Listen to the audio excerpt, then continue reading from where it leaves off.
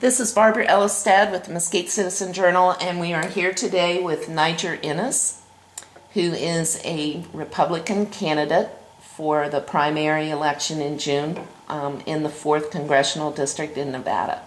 And welcome to Mesquite. It's my pleasure to be here again. Yes, we were just chatting about how you had been here several times before, and it's good to have you back. Even before I was a candidate, I had the pleasure of coming out here and speaking to the Women's Republican Club. Yeah, great. And it's good to have you back. So, you know, this is going to be kind of a good way for the people of Mesquite and the state of Nevada to get to know you as a candidate, to understand some of your viewpoints on different issues. Yes. And we're going to talk about some national issues. We're going to talk about some local issues. Fantastic. So, welcome. Good to be here again. All right, thank you. So let's just go right into it. And the first one that I would like to know how you feel is about the Common Core education standards that Nevada has adopted, and it's part of a national adoption, if you will. But there are some very differing opinions about that issue. Mm-hmm. So if you were elected to Congress, I would seek to roll back Common Core and prevent its implementation. I do not believe that, again, a one-size-fits-all approach to education works effectively. If it did, then No Child Left Behind would have been a smashing success. Yeah. And it is not. And let me do a mea culpa. I was an early supporter of No Child Left Behind because I like the idea of having standards and holding teachers accountable. I'm very uncomfortable with the fact that teachers' unions, when it comes to public schools, have a disproportionate amount of power and leverage and influence as opposed to the students that are supposed to be our first priority, and the parents of the students. So I was supportive of No Child Left Behind in the very, very beginning. But as it manifested itself, it did not come to fruition quite the way that I thought it would. And what I realized is that the objections to No Child Left Behind, which are similar to objections to Common Core, which is that you need to have local and varied solutions to educating our children. Common Core is No Child Left Behind on steroids. And so if No Child Left Behind didn't work, why would we think that Common Core is going to work? I believe it was Albert Einstein or some great man or woman that said that the definition of insanity is doing the same wrong thing over and over and over again, believing there's going to be a different result. Yeah. Common Core is that. So what would you do different? I would promote an all-of-the-above approach. I believe when it comes to education, the problems are so profound that we need to strengthen our public schools. We need charter schools. We need school choice. We need vouchers. We need diversification of how we educate our children. And let's experiment. I mean, we spend more money on our students per capita today, nationwide, and I'm sure in Nevada as well, than we did in the 1950s. Do we really believe that the result that we're getting is better than it was in the 1950s? Well, there's a lot of people in the state of Nevada especially that say we're not spending enough on students and enough on education, and I'll get into the margin tax in a little bit, but you know, that's why they want to pass this huge margin tax in Nevada. I'm very much against the margins tax. Okay, we'll talk about that a little bit, but let's stay with education right now, because there's a lot of people who say Nevada ranks 50th in per pupil spending. So they say we're not spending enough, and you say we're spending adequately. What I say is that throwing money at a problem is not necessarily the solution, because if it was, then the fact that we spend more money per capita nationwide and in Nevada than we did in the 1950s and the 1940s and the 1930s would mean that we would have a better result, and we do not.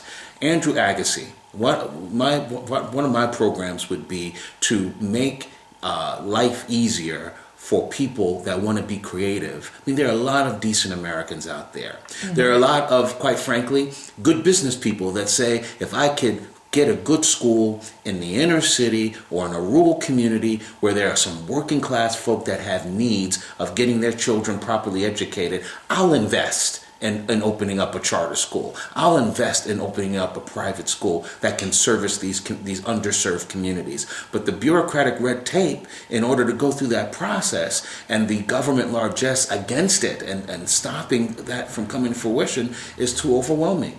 I would argue that the Agassiz School that I've seen, which is in the heart of my district in North Las Vegas, that they are being more efficient with the dollars that they get from private citizens than unfortunately many of our public schools are. Okay, well, there's a big hullabaloo now because I know this New York City is a far distance from Nevada, but it brings up the issue of charter schools, and the new mayor has closed or is trying to close a couple of the charter schools. So give us your viewpoints and talk a little bit about. It's a disgrace. It is the ultimate of socialist hypocrisy.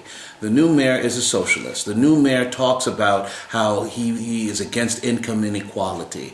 Well, how can you be against income inequality as the new socialist mayor, so-called protector of the poor, and you're going to take away the one vehicle of opportunity that many of those poor families and working class families in New York City have, which is the vehicle of a charter schools. There's a rebellion taking place in New York, and that rebellion is not coming from the 1%. It's coming from working class and poor parents that say this is the only opportunity that I have to give my child a decent education, and this socialist income inequality rhetoric mayor is taking this opportunity. That's the difference between those who talk about income inequality and those that actually do something about income inequality or actually exacerbate income inequality, which is exactly what de Blasio is doing. Okay.